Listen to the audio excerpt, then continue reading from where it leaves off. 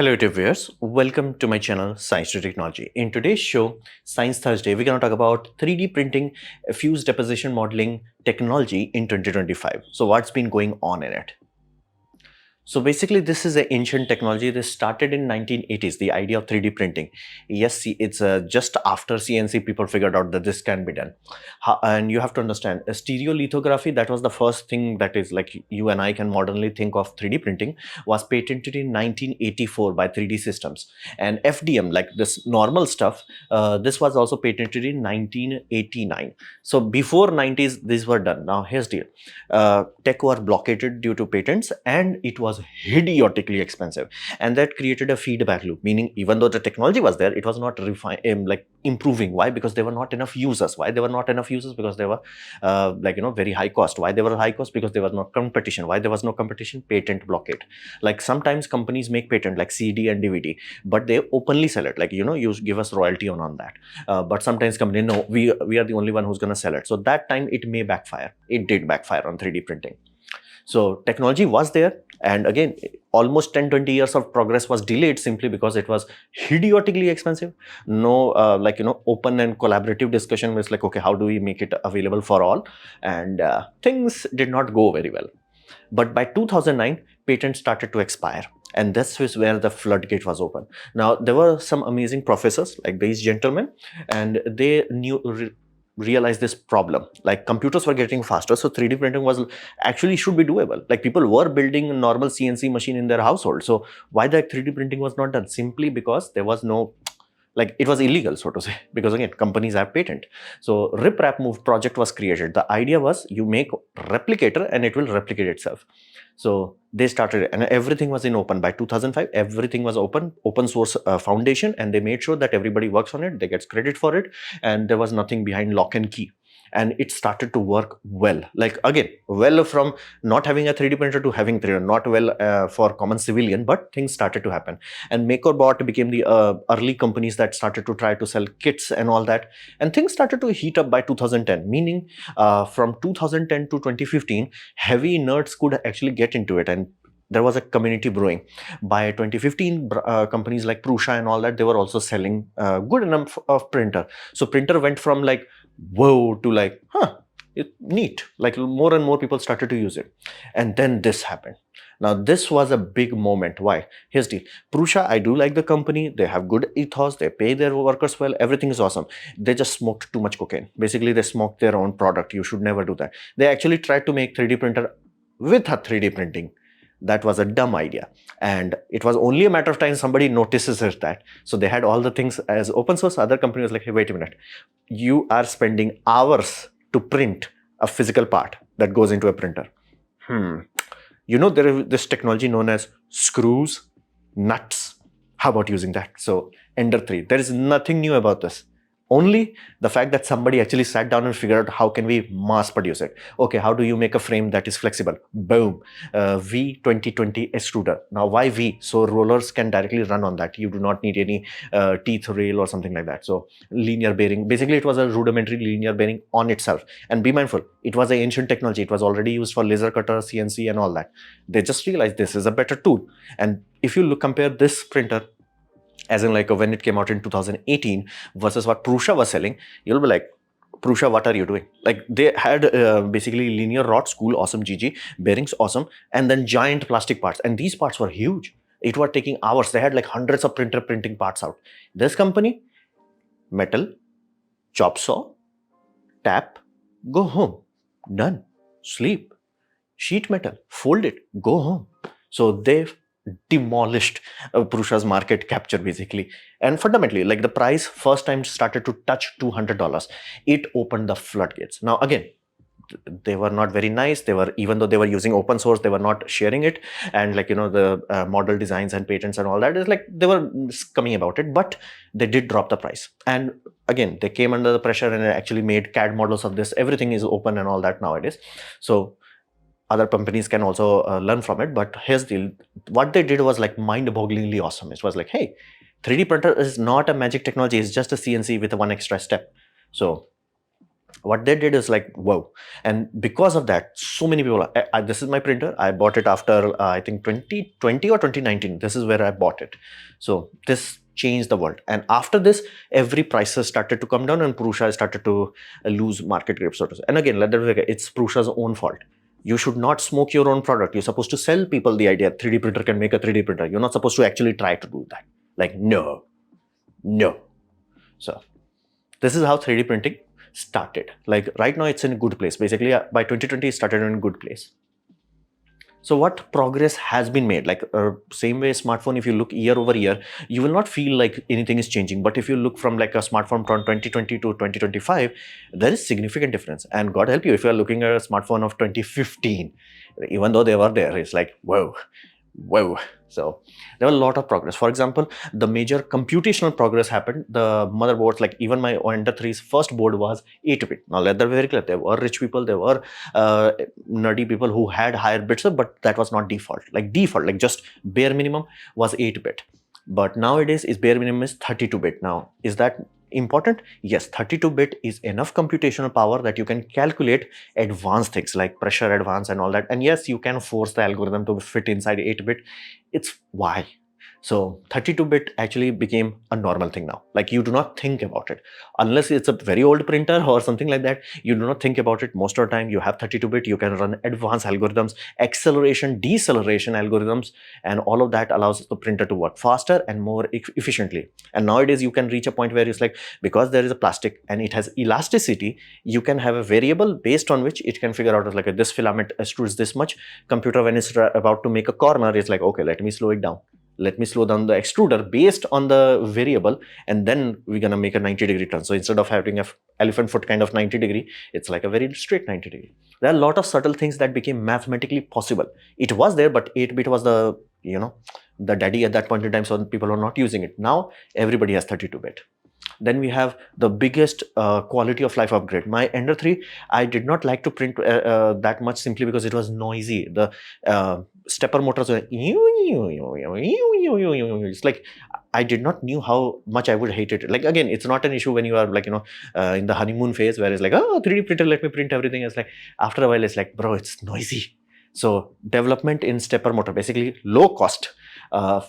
Dynamic drivers started to come in, micro stepping started to happen, and holy damn, the noise difference. Basically, once I swapped my main board from 8-bit to 32-bit with silent driver, the biggest change was like, wait a minute, my fans are making noise. Why? Because the noise floor went down enough where fan noise became an issue.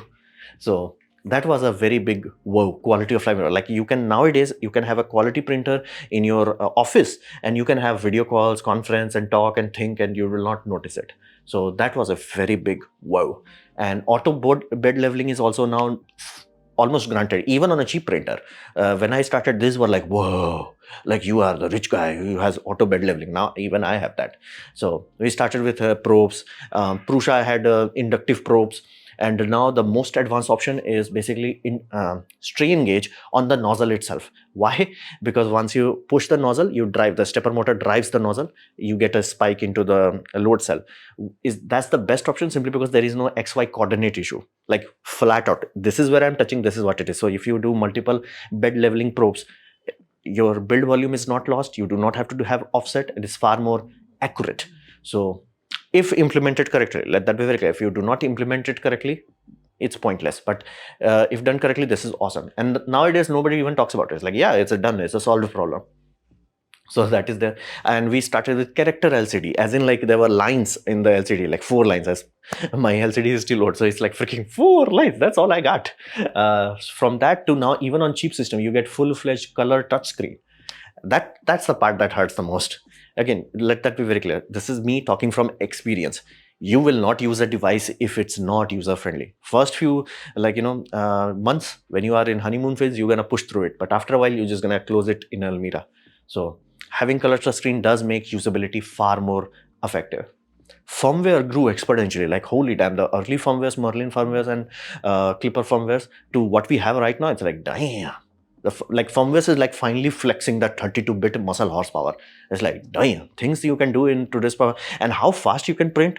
Like there is a world record of benchy printing in 10 minutes, and some are even quicker than that. That was unimaginable in 2020.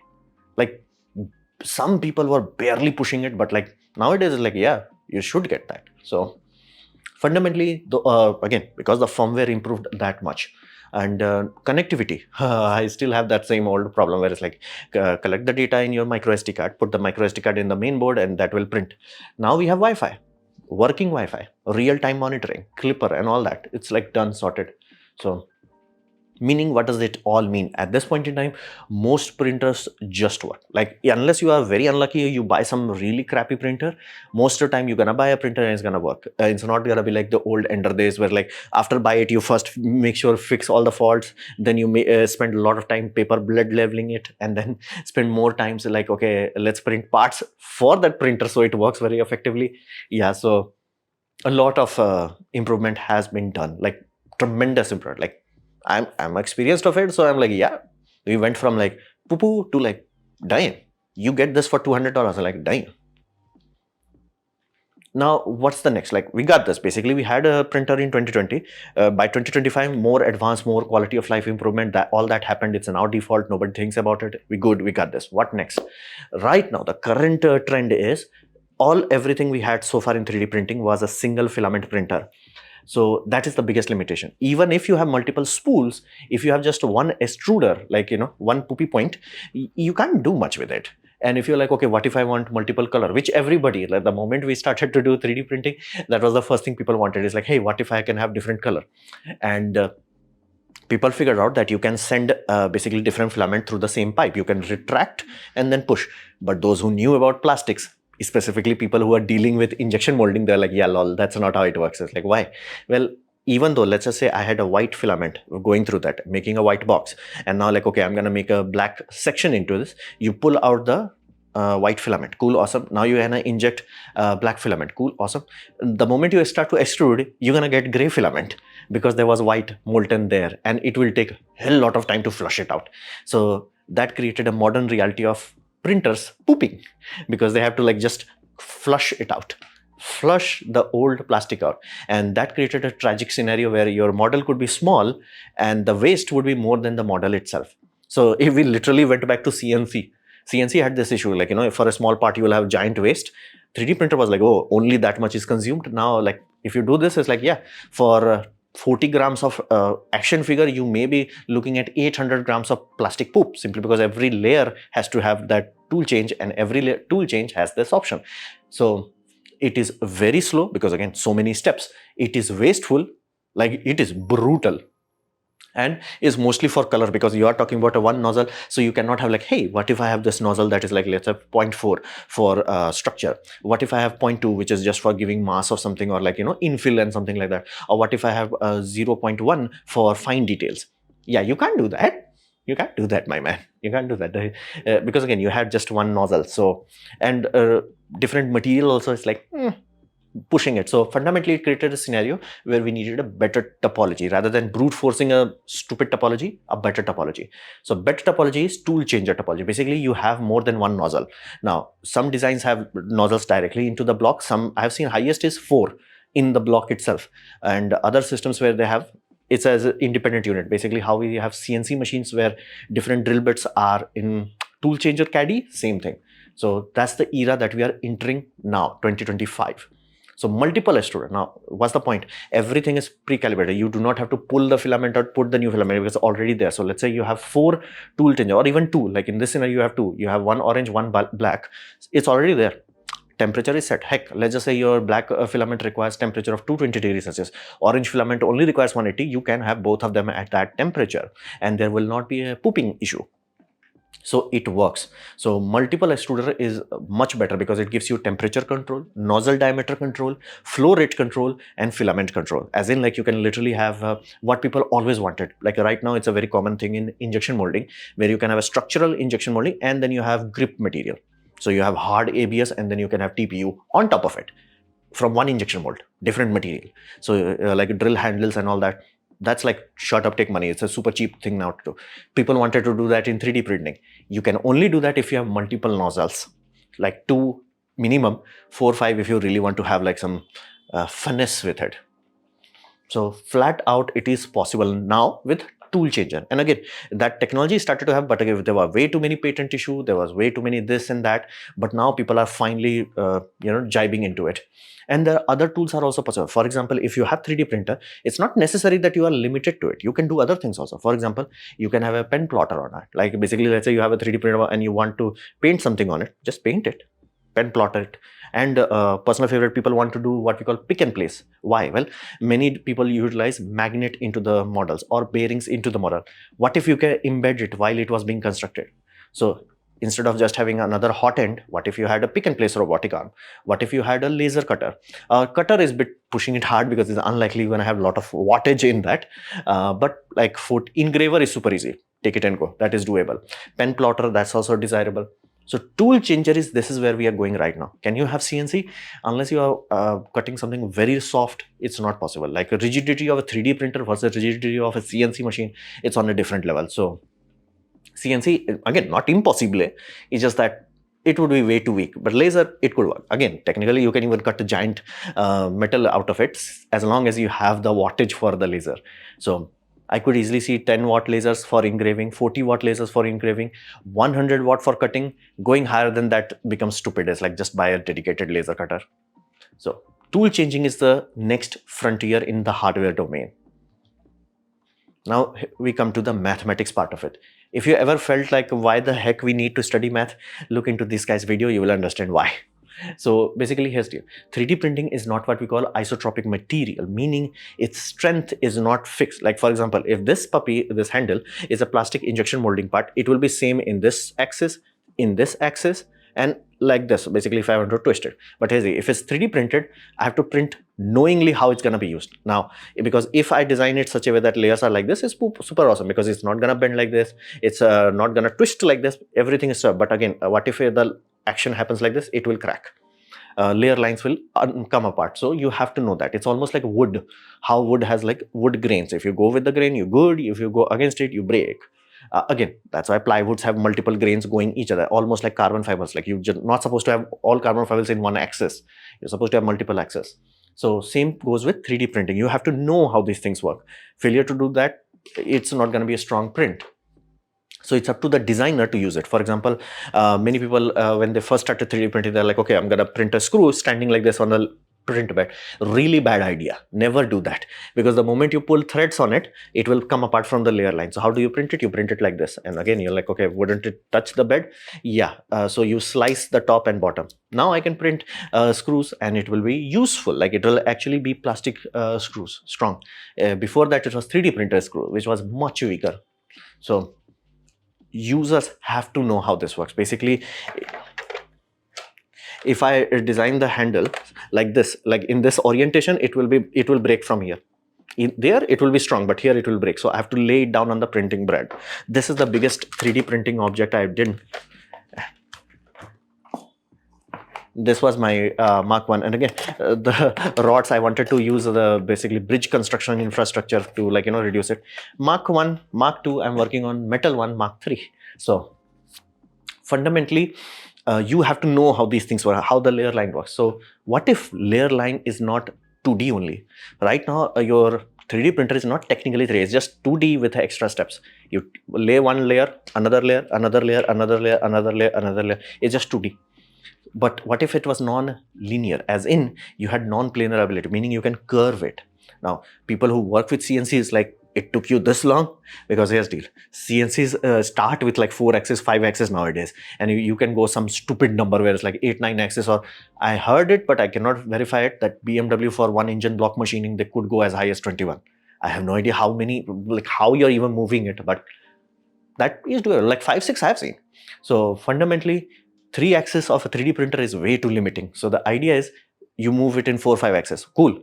How the heck you extrude plastic? Who does the calculations? That's why this non-planar slicer is the next frontier. Basically, hardware is there. Hardware is good. CNC people is like, bro, we've been there. We've done that. Like, why are you waiting? Because nobody figured out the mathematics of it. So right now, a lot of open source people are working their ass off. Like 3 to 5 years ago, they have been started to work their ass off. And that's the next big thing. Like this, printing this inverted, banshee is magical, like flat out this, like how the heck is even possible? Because somebody figured out the mathematics of it. So the idea is you take a model, you invert in such a way, like contort it that nothing has what you call support, nothing requires support, right? Then you slice it like normal 2D slices. Okay, so you contort it, that requires mathematics, and then you contort it in such a way, then you slice it, normal slicing, you just slice it. Okay, cool, awesome. But here's it, then you undeform it. So undeforming it requires trigonometry, basically how each triangles work, like how do you move it so you get back to the original shape. And he figured it out. Like the mathematics makes my brain hurt, but he figured it out. So that's the next big thing. Like why did not I use 3D printer for my AC vent in the rear? Is again, it can be only in one axis. I cannot make this curve structure where it's like, okay, air will flow perfectly. It could be done. This guy figured it out. But again, right now it's on the frontier edge. It's not like done by a printer that can do that. It's not there yet. And again, if you remember the early maker spaces and maker fairs, they were showing a lot of machines that are like 5-axis, 6-axis, but it was just like still 2D basically layers. It's just that you can move the base. So having this actual curves, that's a different thing. That's not just like, okay, we have one axis like this, one like this, one. No, you want it to curve. That's the big deal. So that's the part where mathematics is reaching. People are, and now I'm pretty sure this cannot be done, I think, on an 8-bit processor. It will poop out. So fundamentally, a lot of development in mathematics is happening. And again, now I'm starting to understand how the heck we did AI mathematics in 1980s or even 70s, and AI is coming now. I'm looking the people doing the math for 5-6 years, and now it's starting to come. It's like, ah, and again, it's still not cooked yet fully. Like, it's very good. It's like it will need some more cooking and polishing, and then we're gonna be like, oh, how can we print? Like, what is the mathematics of this? Like, yeah, trigonometry, baby. So awesome things are happening. So what can we expect in future? Well, here's the deal. More and more useful patents are expiring. Like one of the patent, which I have no idea how the heck they got patented. Stratus had a patent on heated build volume. As in like you have a box, you have a heater, it's patented. How? Like that's like how? But like they did had patent. Thankfully it expired. It expired in February 2021. And you're like, okay, why do you need heated build volume? But here's the they were so litigious with this puppy that anybody did not wanted to enclose the printer. If you have an enclosed printer, even PLA prints better. I had like one scenario where I printed this curled up. If you have draft, wind and all that, it will happen. And if you want to do ABS plastic, you need heated build chamber. Only then you can do that. Now, people can do that. People can make their heated build chamber. Heck, they can have high temperature build chamber where it's like, 200 or 300 degrees Celsius for engineering grade material. But company cannot make it and sell it because again, patent, and they will start firing missiles. Thankfully, that patent expired. That's why Bamboo Lab can just say we have heated build chamber because patent expired in February 2021. And now you can actually print ABS on just a printer off the shelf and it will work. So that is like a very big jump. PLA to ABS is a big jump. ABS that you do not have to think about. You just buy it, use it. It's whoa. And again, nylon and all that is also becoming popular. So, and Bamboo Lab is the biggest upcoming, like same way Creality Ender 3 was, now Bamboo Lab is. Now Bamboo Lab went other direction compared to Creality. Creality made it cheaper. Prusa had a good base, but the Prusa was like smoking their own product. So Creality is like, okay, what if I made it cheaper? They made it cool. Bamboo is like, what if I made it expensive? Like people like, why would anybody buy it? Because it just works. They actually spent time on making sure that if you buy the printer, it works. I cannot tell you how much hard work I took from me to make my Ender 3 just work. And again, it's still not just works, but Bamboo reached that point. Heck, they put LiDAR. I'm not even joking. They put actual LiDAR on the print head so it can detect whether the first layer is adhering or not. That's a big wisdom jump. And again, I'm pretty sure software engineer would have also worked their ass off. And they did. Outcome was first layer always goes down reliably. 98% of your problem is solved. So a lot of subtle things that were done that made their life easier. Now again, they are like Apple, closed garden, no open source and all that. So that's the bad part. Good part, you just buy it, it works. And this is the closest we got in a 3D printing world where you just like give them this, they'll be fine with it. It works. And right, the next interesting thing that I'm looking at is this SnapMaker U1. The reason for that is while this is good, this would be even better because if it can figure out tool changing reliably, again, once this company has showed the philosophy of it, every company figured out, oh, that's how you're supposed to do it. So SnapMaker is also walking on the same steps. And if they can crack it, as in have 4 tool changings where you can have, because again the slicing software have to change again, where it can like actually swap from like high resolution print head to low resolution print head, all that, and again gasket requirements and all that. So as long as the slicer can handle that, things can be, and again they're trying to have $1,000 or less rather than $3,000 to $4,000. That is a big jump. So future is very interesting. So this was my presentation on what the hell is going on fuse model deposition 3D printing in 2025. Hopefully you have liked it, learned from it. In that case, please click the like button, share it amongst a friend. That will help me a lot. If you didn't like it, didn't enjoy it, I urge you to press dislike, press it twice to show me extra experiment. Please leave a comment because I do try to reply to all of them. Subscribe, press the bell icon if you're free, and as always, thanks for watching.